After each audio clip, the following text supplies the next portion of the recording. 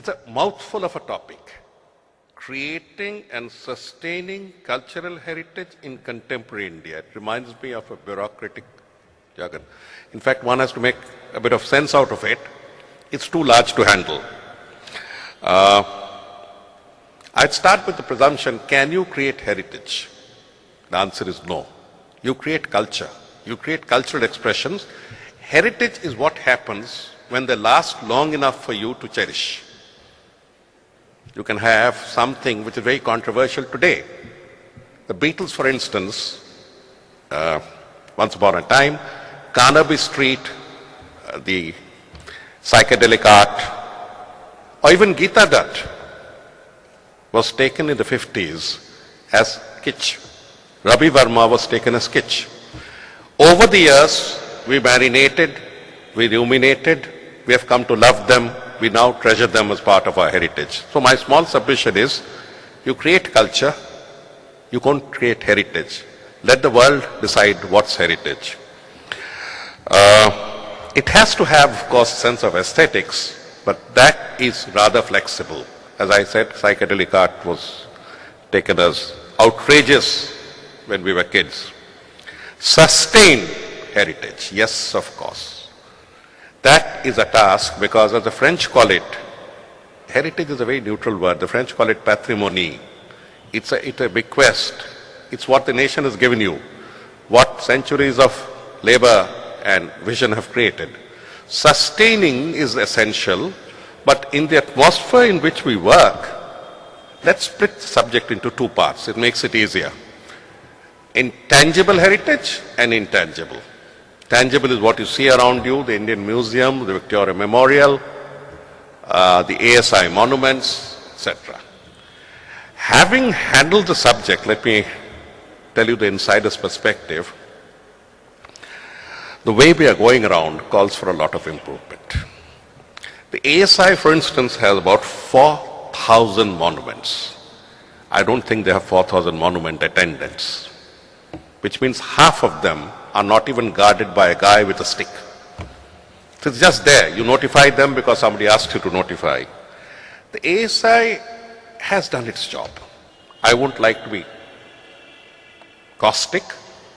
It's time to move on. It's time to move on. It was created in 1861 by a colonel, and we went along the line. Well, we've crossed that age. It's time. I had proposed that many of these monuments could be given to the community to maintain with pride.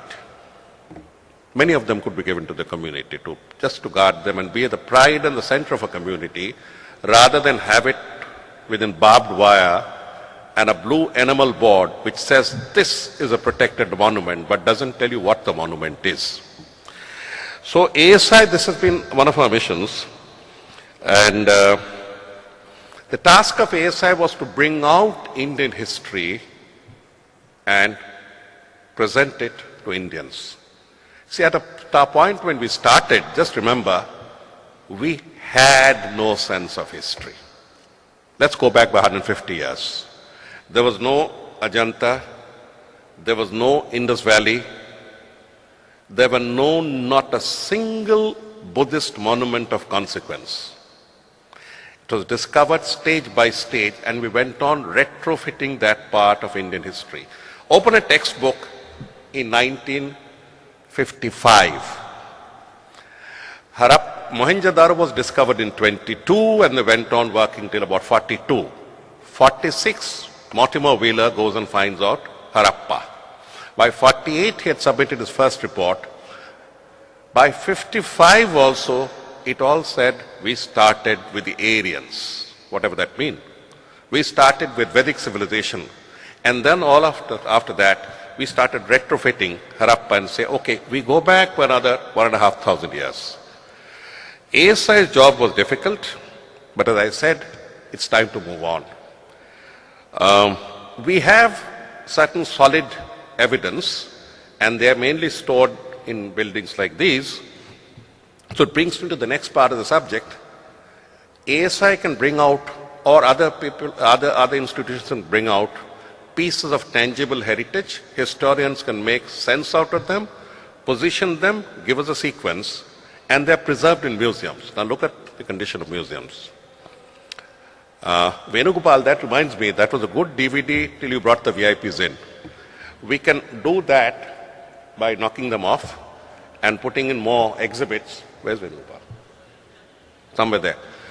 And just for your information, we started a project which is just taken off. It's Google Walk. So you don't even need to say Venugopal. Go to Google. You'll see all our museum exhibits without having to move an inch. And we had made a deal with Google that they'll explain what it is. Let me explain. There's a statue behind you. You can go and see it. 7 years ago I said, for God's sake, give a description.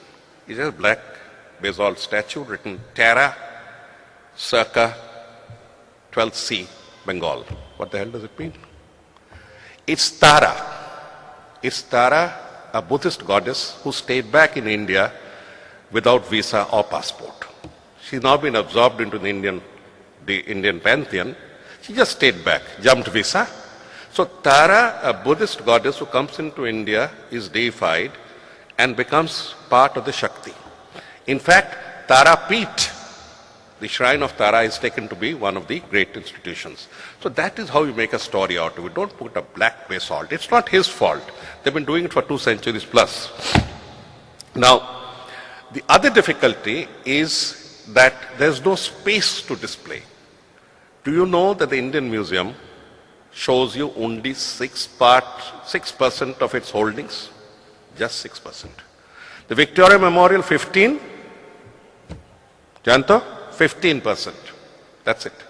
How do we see the others? Well, audiovisual. You have the visuals there with explanations. Our problem is we are not a heritage-oriented nation. And it's there in our genes. We are not tuned, we are not genetically programmed in certain ways, and one of the genetic blocks that comes in the way is that Indians don't like to preserve. Beyond the time before we were subjected to Anglo-Indian systems of education, everything became stale the next morning.